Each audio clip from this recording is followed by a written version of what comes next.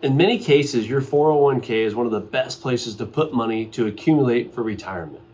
But in this video, I'm going to touch on some of the reasons why the 401k might not be the best place to put your money or invest your money for retirement. And we're going to cover those 5 reasons in this video.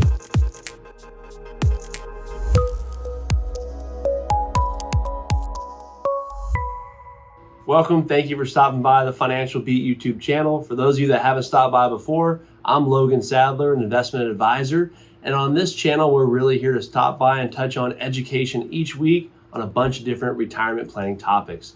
Today, as I mentioned in the teaser, I want to talk about reasons why you might not want to contribute to your 401k or things you should do probably before you start your 401k.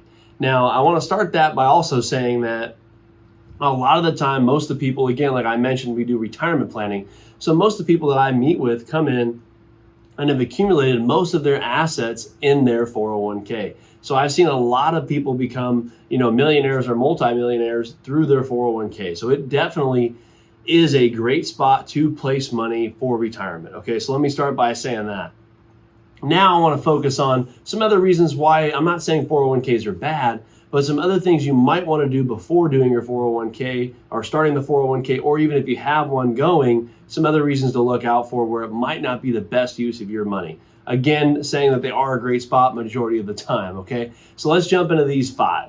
First off, when you should not be contributing to a 401k is when you do not have an emergency fund. So that would be number 1. If you don't have an emergency fund, I see a lot of younger clients that come in, maybe there are kids or clients' kids or younger friends I'm meeting with or whatever the case is, and they say, hey, Logan, my company has a 401k. I think I'm going to start contributing to the 401k. That's great. My first thing is, do you have cash put away? The reason why is the 401k is not a piggy bank. I know a lot of them are designed now to where you can borrow or get money from them sometimes, but typically there can be penalties and fees and taxes involved with getting access to those monies. So that's why I say one of the most important things is to have that emergency fund started.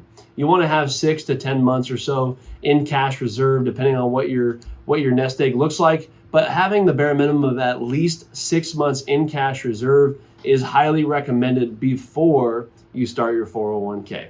Now, number 2, if your employer does not match. I've seen a lot of the times where I'm putting into my 401k, but if the employer is not matching you, you're typically better to go outside the 401k and do an IRA or an individual brokerage account and invest the money yourself. Reason being is that in the 401k, sometimes you have limited investment options. Like I've said that in some of the other videos there, a lot of the times there's, limited sources of funds in there. Maybe you have 10 or 15 different investment choices in there. So a lot of the times in your IRA or in other individual brokerage account, if you're not getting the match, it might make more sense to put your money to use that way and have a broader scope of investment options. Now, if you don't know, the biggest thing is you want to look on your statement or talk with your HR person to see if you're getting a company match, because a lot of the times the company match can be very efficient where you're putting in X amount and maybe they're matching 3 to 7% in some cases and sometimes more. So check on that. That would be number 2. And then the other thing is be number 3.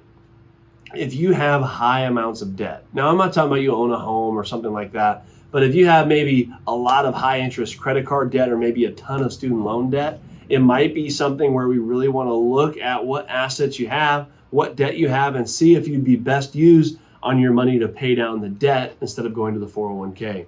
I always joke with people, in a 401k or in the market, what most people hope for is an 8 to 10% return, right? I mean, that would be great if we could have that. What I always tell people is a lot of us have debt that are a guaranteed 8 or 10%, right, that we're paying out. So we want to make sure that if we're putting money away, that it's a debt that it's an interest rate that we could normally afford to make or afford to lose, if that makes sense. Meaning you typically want to concentrate on high interest debt before starting the 401k is typically the most efficient way to do that. Again, it really comes down to what type of debt you have, what the interest rate is on it, and what your income is. But that would be a consideration when looking at if you should contribute to the 401k. And number 4 is if you no longer work for that company. I see a lot of people that maybe leave the employer and go, well, can I continue just to add to that 401k? A lot of the times it just doesn't make sense because you're not getting the match probably anymore. The vesting schedule might be different now. And typically, like I was saying, you'd be better used to starting your own IRA or something along those lines to make sure it's a little bit more customized to whatever investment options that you want to hold and what you want to invest in. And then number five is probably one of the most crucial ones. If you think tax rates are going to go up in the future, a lot of people are piling money away into those traditional 401ks or traditional IRAs. And a lot of the times we have this, kind of mindset that what if taxes keep going up, right? A lot of people think taxes are on sale right now or as low as they're going to be for a while. So does it make sense to contribute a whole bunch to a 401k, knowing that all of my assets I put in there will be taxable upon withdrawal? That's a very important question to ask yourself, and something we help clients cover all the time to see if it does make sense for their situation.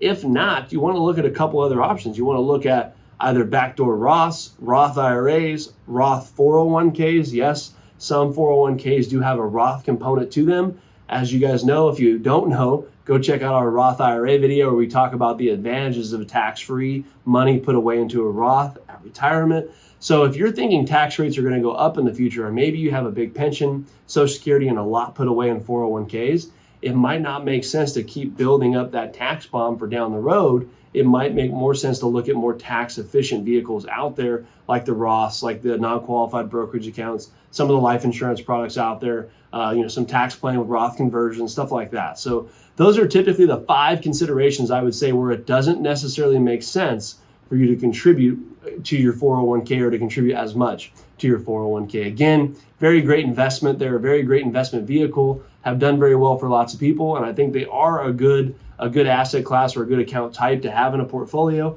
You just want to make sure that you're getting the most bang for your buck and it works for your situation, because after all, finances are extremely, extremely customized to your situation. So thanks for stopping by. Those of you that haven't yet, go ahead and click subscribe and go ahead and check out some of our other videos. I'm Logan Sadler. We'll see you back here next time.